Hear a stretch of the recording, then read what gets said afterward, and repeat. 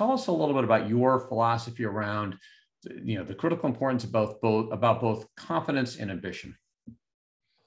That's interesting. And I think I alluded to it a little bit when I talked about the concept of evolution of the family, right? So that's where the ambition came from. When you feel like you have this lofty goal, or you feel like you're supposed to be the one, right? It could be the first person in your family to go to college. I wasn't the first person, but the people are that. It could be the first one to own your own business. It could be the first one to move out of your town or your state. And it doesn't, there's a lot of things that people can be. Everybody doesn't have to be the CEO of a tech company, right? But this, I do think it's important for people to have a larger kind of desire or larger goal. And it's easy to allow that to drive ambition. I think confidence, for me, confidence comes from preparedness, right?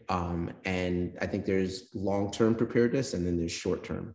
The short-term is actually the easier part, right? If you are giving a presentation tomorrow in front of investors, practicing that presentation a lot, and putting the effort in over the several weeks or what have you to make that presentation will make you a lot more confident in delivering that presentation, right? So, I mean, that's just a kind of an easy example.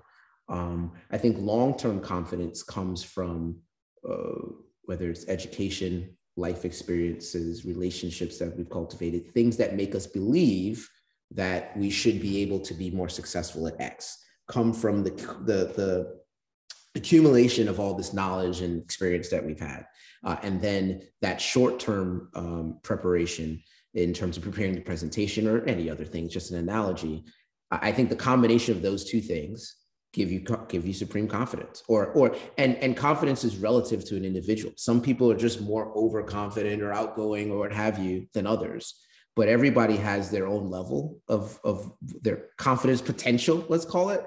And I think that comes from the long-term and the short-term preparedness that people do. And then when you match that with some overarching ambition, and again, it's anything for anybody. It doesn't have to be even business related. It could be, I just want to start a family, or I want to learn, a new hobby or talent or sport or something. I think if you put the preparation and you match it with the real desire to do it, I think that's when people tap into, whatever they're really capable of in life.